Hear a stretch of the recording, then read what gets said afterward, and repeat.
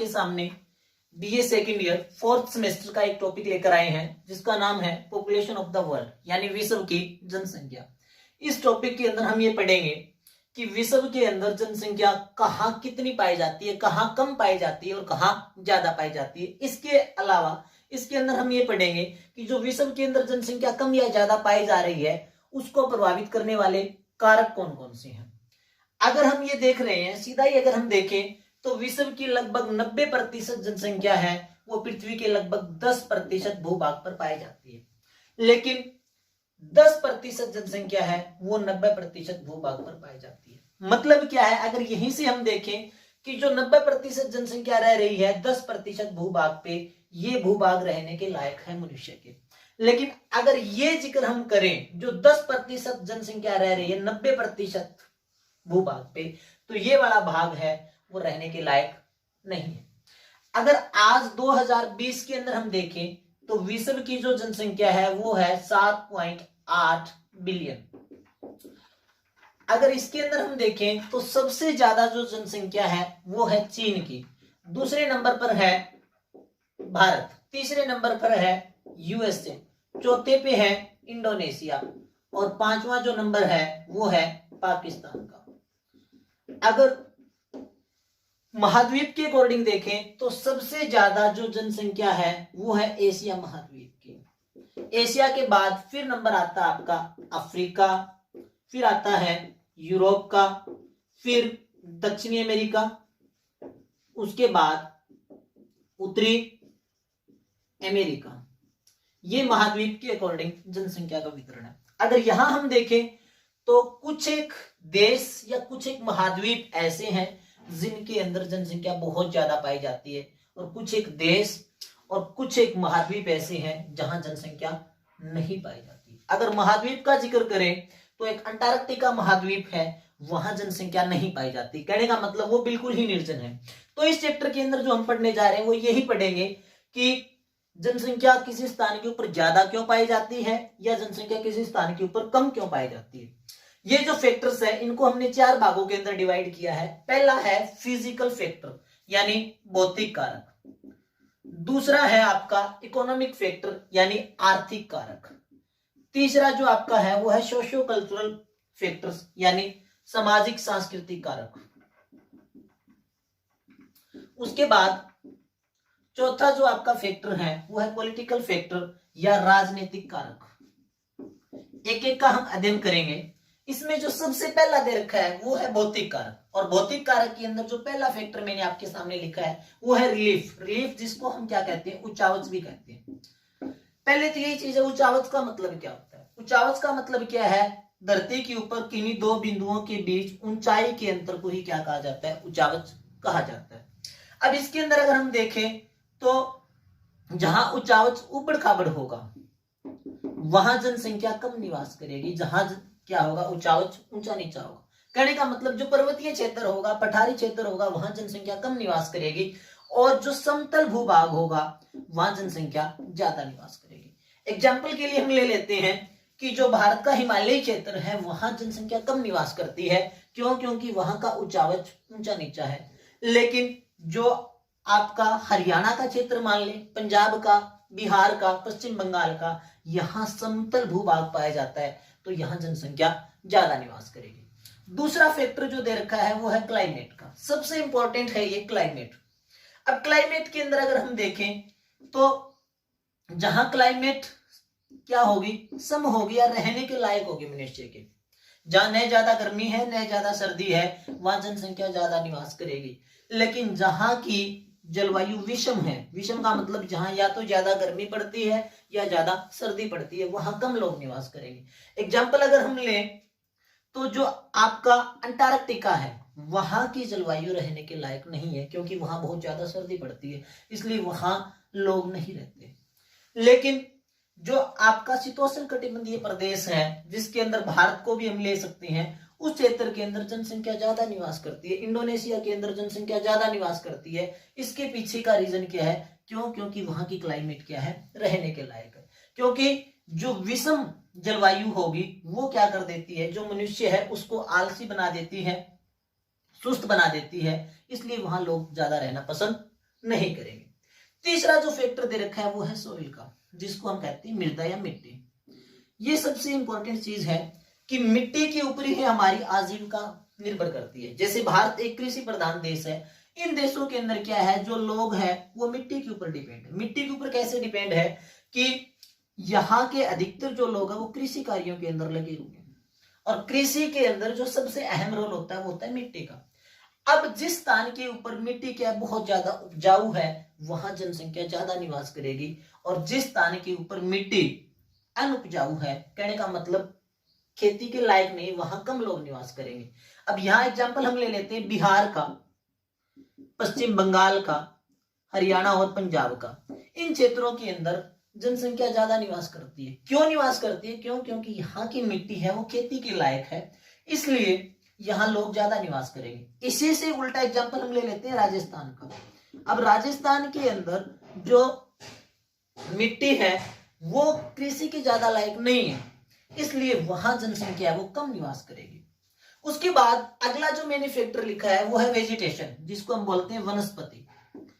अब वनस्पति कैसे प्रभावित करती है, इसके अंदर हम देखें, जैसे आपने वनों के नाम सुने होंगे, सेल्वास ये एक वन का नाम है जो दक्षिणी अमेरिका के अंदर पाया जाता है। एक आपने सुना होगा टेगा वन। अब ये जो सेल्वास वन है, ये जो वन है ये आर्थिक रूप से ज्यादा महत्वपूर्ण नहीं है, इसलिए इस क्षेत्र के अंदर जनसंख्या कम निवास करेगी। लेकिन जो टेगा वन है, जो एक शीतोष्ण कटिबंधीय वन है, यहां जनसंख्या ज्यादा निवास करेगी। क्यों निवास करेगी? क्योंकि टेगा जो वन है वो आर्थिक दृष्टि से बहुत ज्यादा महत्वपूर्ण है। यानी जिस क्षेत्र के अंदर वनस्पति लोगों की आजीविका के अंदर ज्यादा रोल अदा करती है, कहने का मतलब लोगों को रोजगार के ज्यादा अवसर प्रदान करती है, वहां लोग ज्यादा निवास करेंगे। और जिस स्थान की वनस्पति लोगों को रोजगार के अवसर प्रदान नहीं करती, वहां कम लोग निवास करेंगे। उसके बाद अगला जो फैक्टर है वो है वाटर, पानी या जल। इसके अंदर अगर हम देखें, ज्यादातर जितनी भी पुरानी आप सभ्यता देखेंगे उनके अंदर वो सारी सभ्यताएं कौन से क्षेत्र के अंदर निवास कर रही है? जहां जल उपलब्ध था। कहने का मतलब ज्यादातर जितनी भी सभ्यताएं हुई है पुरानी, चाहे सिंधु घाटी की सभ्यता है, चाहे हवांग हो नदी की सभ्यता है, वो लोग उन्हीं क्षेत्रों के अंदर रहे जहां जल प्रचुर मात्रा में मिलता था, या ऐसे बोल सकते हैं वो नदियों के किनारे ही बसे थे। इसके पीछे रीजन ये था क्योंकि जो सबसे पहली बेसिक नीड है वो क्या है? जल है। जहां जल उपलब्ध ज्यादा होगा वहां जनसंख्या ज्यादा पाई जाएगी, और जहां जल की मात्रा कम है वहां जनसंख्या कम पाई जाएगी। तो ये थे भौतिक कारक जो क्या करते हैं, किसी भी स्थान की जनसंख्या को प्रभावित करते हैं, जिसमें हमने पढ़ा है पहला उच्चावच, दूसरा जलवायु, तीसरा मिट्टी, चौथा वनस्पति, और पांचवा हमने पढ़ा है जल। उसके बाद है आर्थिक कारक। आर्थिक कारक कौन से हैं? जो क्या करते हैं, मनुष्य के अर्थ का मतलब जो धन से संबंधित क्रियाएं हैं उनको प्रभावित करते हैं। पहला दे रखा है मिनरल। मिनरल के अंदर क्या होगा? खनिज संसाधन, जिसको हम बोलते हैं। अब जिस क्षेत्र के अंदर खनिज संसाधन ज्यादा पाए जाते हैं, खनिज बहुतायत में पाए जाते हैं, उस क्षेत्र के अंदर क्या होगा? लोग ज्यादा निवास करेंगे। जैसे भारत का एग्जांपल हम ले, छोटा नागपुर का पठार, वो क्या है? खनिजों के मामले में धनी है, इसलिए इस क्षेत्र के अंदर जनसंख्या ज्यादा पाई जाती है। बिहार के अंदर ही क्या है? भारत का सबसे अधिक जनसंख्या घनत्व पाया जाता है। क्यों पाया जाता है? क्योंकि इसके पीछे रीजन ये है, बिहार, झारखंड, छत्तीसगढ़, ये वाला जो क्षेत्र है ये खनिजों के मामले में क्या है? बहुत ज्यादा धनी है। कहने का मतलब जिस क्षेत्र के अंदर खनिज प्रचुर मात्रा में पाए जाएंगे वहां क्या होगा? जनसंख्या ज्यादा पाई जाएगी, और जहां खनिज कम मात्रा में पाई जाएंगे वहां जनसंख्या कम पाई जाएगी। उसके बाद है अर्बनाइजेशन। अर्बनाइजेशन का मतलब है नगरीकरण। अब हमने ये चीज तो पहले ही पढ़ रखी है, और हम वैसे जानते भी हैं कि नगरों के अंदर सुविधाएं ज्यादा होगी। सुविधाएं ज्यादा, जैसे चिकित्सा की सुविधाएं हो गई, शिक्षा की सुविधाएं हो गई, रोजगार के अवसर हो गए, ये चीजें क्या है? नगरीकरण या नगरों के अंदर पाई जाती है। इसलिए नगरीकरण है वो एक पुल फैक्टर है। पुल का मतलब अपनी ओर आकर्षित करने वाला फैक्टर है। नगर लोगों को अपनी ओर आकर्षित करते हैं, इसलिए नगरों के अंदर जनसंख्या ज्यादा पाई जाती है, और जहां नगरीकरण कम होगा वहां जनसंख्या क्या पाई जाती है? कम पाई जाती है। उसके बाद अगला फैक्टर है इंडस्ट्रियलाइजेशन या औद्योगिकरण। जिन स्थानों के ऊपर उद्योग धंधे ज्यादा होंगे, उद्योग धंधे ज्यादा होने का मतलब क्या है कि उस स्थान के ऊपर लोगों को ज्यादा से ज्यादा काम मिलेगा, ज्यादा काम के लिए लोग वहां ज्यादा निवास करेंगे, ज्यादा रहेंगे, और जहां औद्योगिकरण नहीं है वहां कम लोग निवास करेंगे। जैसे झारखंड का क्षेत्र है, जरिया क्षेत्र है झारखंड का, वहां क्या है, खनिज ज्यादा पाए जाते हैं, खान है, इसलिए लोग वहां ज्यादा रह रहे हैं। क्यों? क्योंकि उनको रोजगार मिल रहा है। इसके अलावा अगर हम देखें, झारखंड के अंदर ही एक बहुत बड़ा उद्योग है Tata iron and steel industry, उस क्षेत्र के अंदर भी जनसंख्या ज्यादा पाई जाती है। क्यों? क्योंकि उस क्षेत्र के अंदर लोगों को क्या मिलता है, रोजगार ज्यादा मिलता है। इसके अलावा अगर हम देखें हरियाणा का जो गुरुग्राम है, उस क्षेत्र के अंदर भी क्या इंडस्ट्रियलाइजेशन बहुत ज्यादा है, तो उस क्षेत्र के अंदर जनसंख्या ज्यादा निवास करती है। उसके बाद अगला जो फैक्टर है वो है ट्रांसपोर्टेशन। ट्रांसपोर्टेशन का मतलब है यातायात के साधन या परिवहन के साधन। जिस क्षेत्र के अंदर परिवहन के साधन ज्यादा होंगे, यातायात के साधन ज्यादा होंगे, वहां जनसंख्या ज्यादा पाई जाएगी। क्यों ज्यादा पाई जाएगी? क्यों? क्योंकि वहां का धरातल क्या होगा, प्लेन होगा, धरातल समतल होगा, इसलिए उस क्षेत्र के अंदर जनसंख्या ज्यादा निवास करेगी। और जिस क्षेत्र के अंदर परिवहन के साधन कम मिलेंगे, मीन्स वहां का जो धरातल है वो उबड़ खाबड़ है, और धरातल उबड़ खाबड़ होने का मतलब वहां जनसंख्या कम निवास करेगी। ये था आर्थिक कारक। आर्थिक कारक के अंदर हमने पढ़े हैं खनिज, औद्योगिकरण, उसके बाद हमने पढ़ा है यातायात या परिवहन के साधन। ये 3 फैक्टर हमने पढ़े हैं इसके अंदर।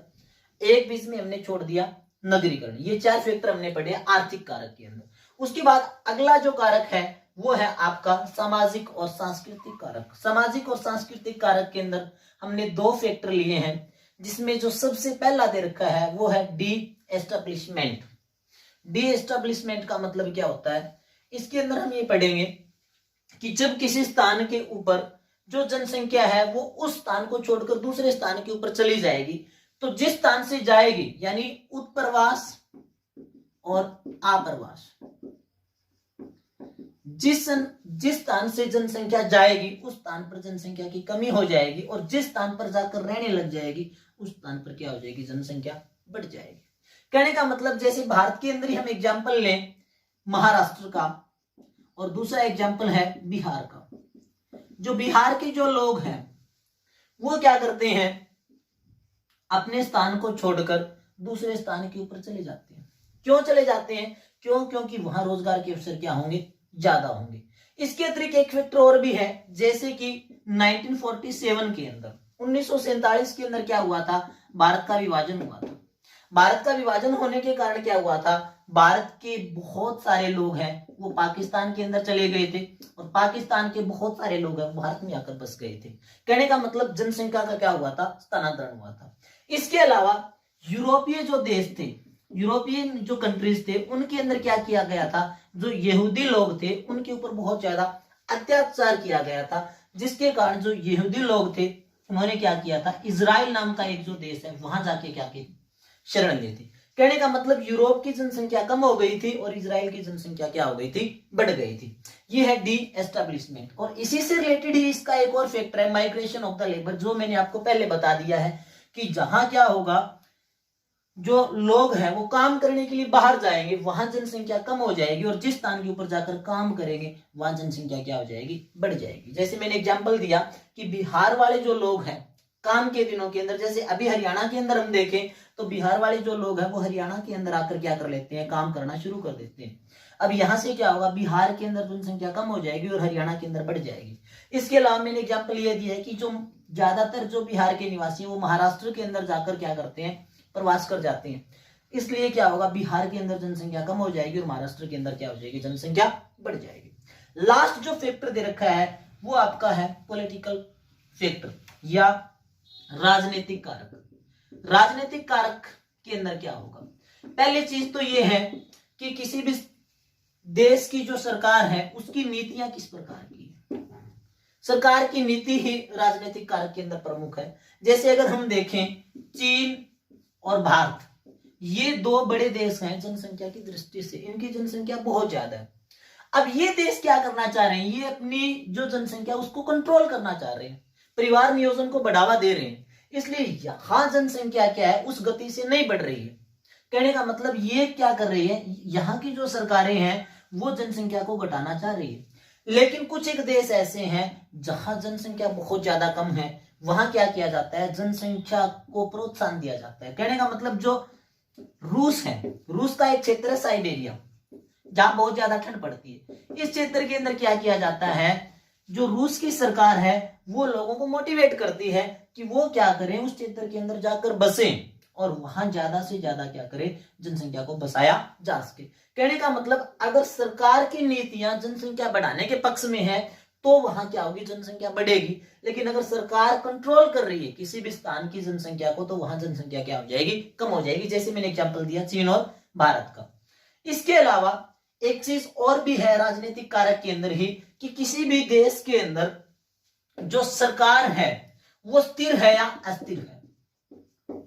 अगर किसी स्थान के ऊपर सरकार स्थिर है इसका मतलब वहां जनसंख्या ज्यादा निवास करेगी, और अगर किसी स्थान के ऊपर सरकार अस्थिर है, बार बार नीतियां बदल देती है, सरकारें बार बार बदलती है, तो उस देश के अंदर राजनीतिक स्थिरता नहीं होगी, इसलिए वहां कम लोग निवास करेंगे। तो ये आज का अपना टॉपिक था जिसके अंदर हमने ये पढ़ा है कि विश्व के अंदर जनसंख्या कहाँ कितनी निवास करती है और उसको प्रभावित करने वाले कारक कौन कौन से। धन्यवाद।